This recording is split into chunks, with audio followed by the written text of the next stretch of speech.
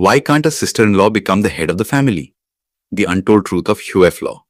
Imagine this. There is a large joint family. Several generations live in the same house. There is land, property, a family business, and every major decision rests in the hands of the family head. But suddenly, one day, the head of the family passes away. Now the question arises. Who will take charge of the entire family? The eldest daughter-in-law, who has been managing the household for years, or the daughter who got married and moved to another home? At first glance, the answer may seem simple. But when the matter reaches the law, the picture changes completely. Because in Indian law, there is a rule that often surprises people. The daughter-in-law cannot become the head of the family, but the same right may be given to a daughter or sister. Why is that? To understand family property and the joint family system in India, we first need to understand the concept of HUF, or Hindu Undivided Family. A HUF is a unique structure in Indian tax and family law, created specifically for Hindu families. It refers to a family where multiple generations live together and share joint property. The person who manages this property is considered the head of the family, known in legal language as the Karta. A Karta is not just a symbolic head. This person holds several legal powers. The Karta manages the family's assets, makes investment decisions, handles bank accounts, files tax returns, and can even decide to buy or sell property when required. In other words, the entire financial structure of a joint family rests in the hands of this one person. But here is an important point to understand. Not every member can become a Karta. For that, the law uses a specific term, Coparcener. In Hindi, it is called 𝐮𝐩𝐥𝐿. A Coparcener is someone who has a birthright in the ancestral property of the family. That means a person who is born into that family and automatically receives a share in the property from birth. For many decades, in Indian society, the right of Coparcenery was limited only to men. This meant that only sons were considered rightful heirs to ancestral property and only they could become the family's Karta. Daughters did not have equal rights in this system. But in 2005, the Indian Parliament made a historic change. The Hindu Succession Act was amended and daughters were given the same rights as sons. This amendment brought a major transformation in Indian family law. Now a daughter, whether married or unmarried, is considered a Coparcener in her father's family from birth. This means that a daughter now has an equal share in her father's ancestral property. And if she is the senior most member of the family, she can also become the Karta of that family. This change did not remain limited to legal texts. Several courts in India have clearly enforced it in their decisions. In an important judgment, the Delhi High Court stated that if the eldest Coparcener in the family is a daughter, she cannot be prevented from becoming the Karta. This means daughters today can not only inherit property, but can also take charge of the family's financial leadership.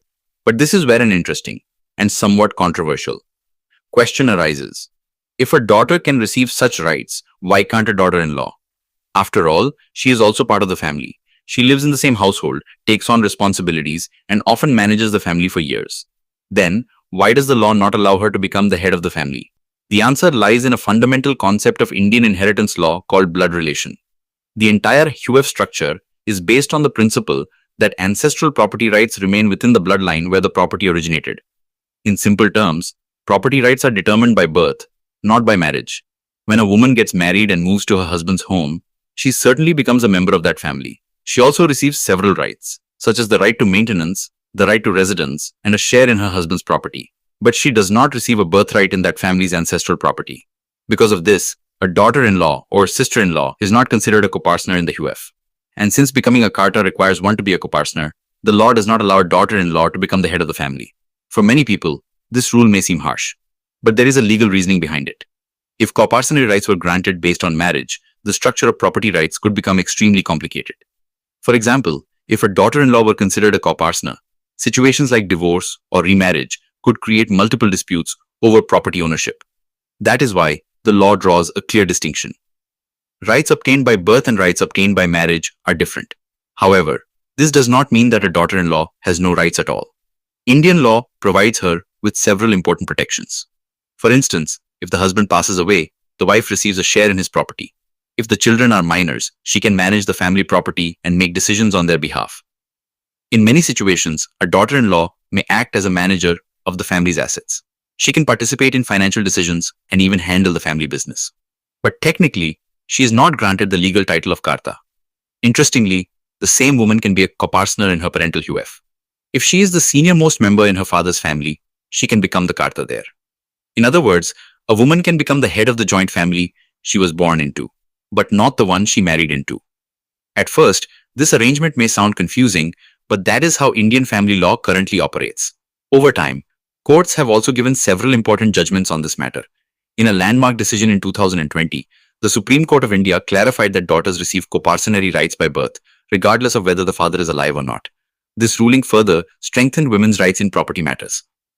After this decision, thousands of women across India gained a clearer path to claim equal shares in their ancestral property. In many cases, daughters are now actively managing family assets as well. However, at the social level, this change is still evolving slowly. Even today, in many families in India, daughters do not claim their legal rights. Sometimes they simply do not know that the law has granted them equality. At the same time, the number of joint families is gradually decreasing. Due to urbanization, migration for jobs, and changing lifestyles, many families today have shifted towards smaller nuclear family structures. Even so, HUF still plays an important role in India's tax system. Many business families use the HUF structure for tax planning. And HUF can have its own PAN card, open bank accounts, and file separate tax returns. So it is not just a family arrangement. It is also a financial entity. That is why understanding HUF laws is extremely important. Many property disputes arise simply because people do not know who actually holds the legal rights. If we look at this issue more deeply, it is not just a legal story. It is also the story of changing perspectives in Indian society. There was a time when daughters were not given any share in property. Today, the law grants them equal rights. Yet some questions still remain. Will the law in the future give daughters-in-law the status of coparceners as well? Will the HUF system change in the coming years? Or will the balance between tradition and law continue as it is? The answers may come with time. But one thing is clear. Indian inheritance law is gradually evolving, and women's rights are stronger today than ever before. And perhaps that is the most interesting part of this story. Because the real strength of a family does not come only from property. It comes from justice, where every member receives the rights they truly deserve. If our video has taught you something new, do not forget to like and share this video so that this information can reach others as well. Your likes and shares are a source of inspiration for us. If you have any questions or suggestions, please let us know in the comments. It will be our honor to answer your questions and listen to suggestion. And yes, if you like our content, subscribe to the channel and press the bell icon so that you stay connected with every new story. Thank you. GRT Business YouTube channel sources, news from various news agencies, opinion polls and other public sources. We try to ensure that every report and summary is accurate and verified, but we are not responsible for any dispute or error. Our aim is only to provide you with accurate information.